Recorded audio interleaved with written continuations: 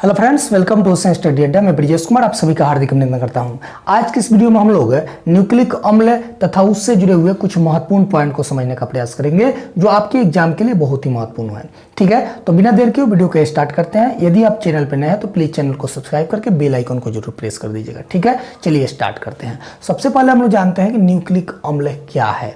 ठीक है, तो देखिए न्यूक्लिक अम्ल जो होता है वह लंबी कड़ी का पॉलीमर या पॉलीन्यूक्लियोटाइड्स होता है जिसमें अनेक न्यूक्लियोटाइड्स की मोनोमर इकाइयां जुड़ी होती है। ठीक है, इसमें अनेकों जो है मोनोमर या न्यूक्लियोटाइड्स की जो मोनोमर इकाइयां है वो आकर के जुड़ी होती है और प्रत्येक न्यूक्लियोटाइड्स जो होते हैं वह 3 प्रकार के पदार्थों से मिलकर के बने होते हैं।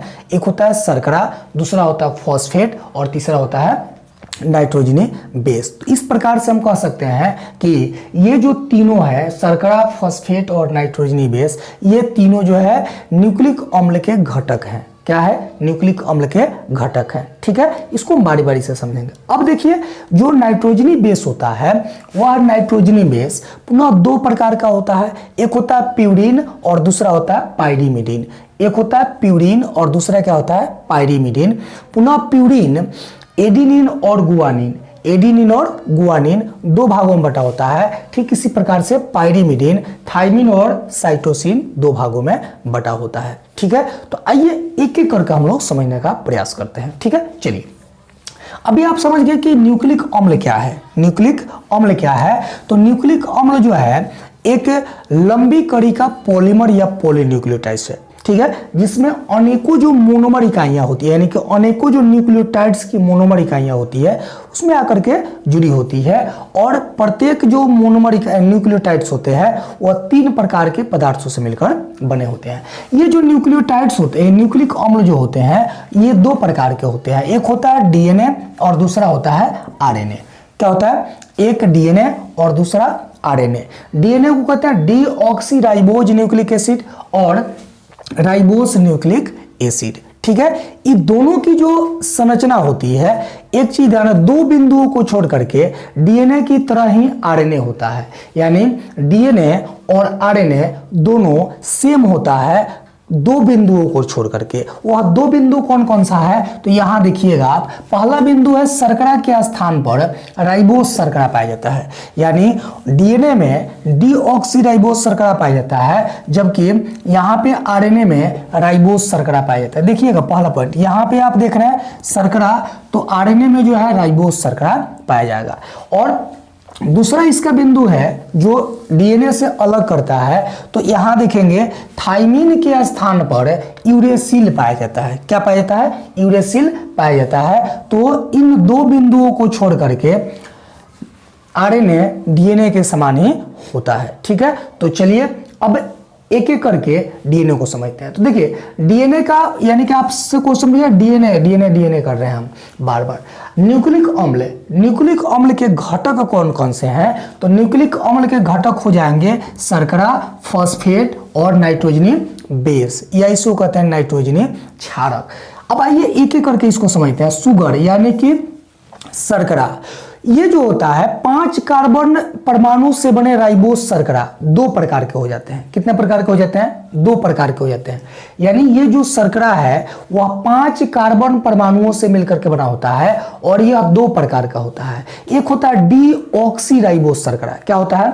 डीऑक्सीराइबोस शर्करा एक हो जाएगा डीऑक्सीराइबोस शर्करा, और दूसरा होता है राइबोस शर्करा।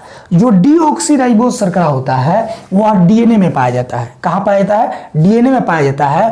और जो राइबोस शर्करा होता है वह आरएनए में पाया जाता है। आई बात समझ में?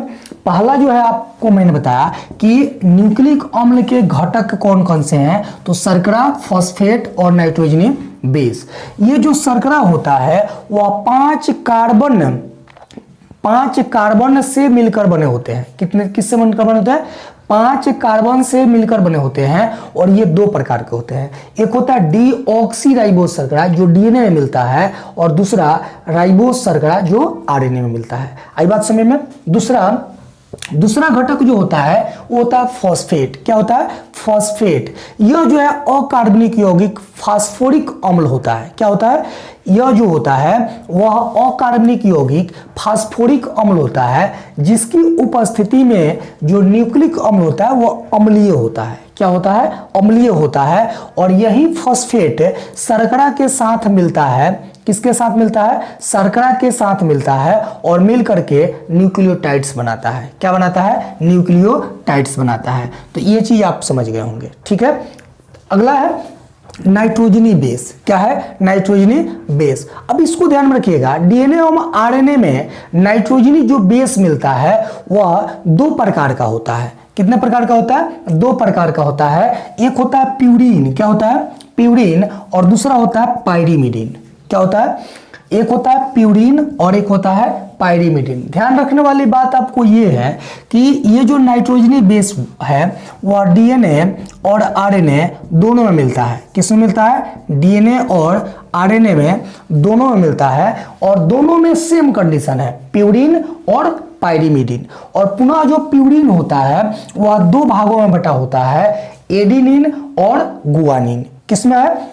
एडिनिन और गुआनिन। और एडिनिन को हम सिंपल जो है ए से सूचित कर देते हैं। ठीक है, ए से सूचित कर देते हैं और गुआनिन को जी से सूचित कर दिया जाता है। ठीक है, तो ये प्यूरीन कितने हो गए? एडिनिन और गुआनिन। आप वैसे याद रख लेंगे कि प्यूरीन दो भागों में बटे होते हैं, यानी दो प्रकार के होते हैं, एजी। क्या होते हैं?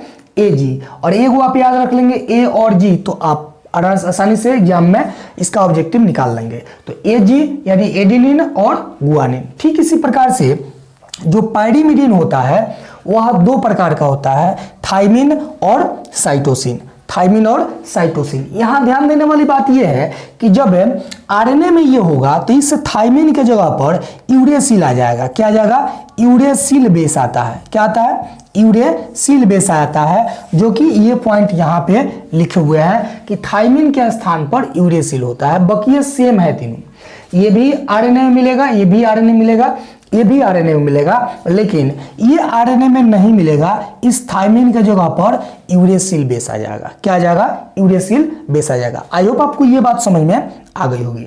अब जो है कुछ इससे और बेसिक जानकारी हम लोग ले लेते हैं, जो कुछ वैज्ञानिक आए हुए हैं। जैसे आपसे क्वेश्चन पूछा जाएगा कि डीएनए अणु की संरचना का अध्ययन किसने किया था, जो आप बताएंगे कि डीएनए अणु। सबसे पहले ध्यान रखिएगा कि विल्किंस ने एक्स किरण विवर्तन के आधार पर, किसके आधार पर?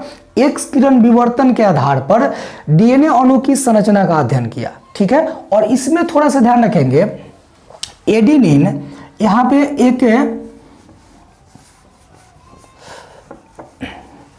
इधर जगह नहीं है। एक्स किरण विवर्तन के आधार पर विल्किंस ने सबसे पहले डीएनए अणु की संरचना का अध्ययन किया था, लेकिन इसके बाद एक वैज्ञानिक आए, चार्गैफ, 1950 में आए।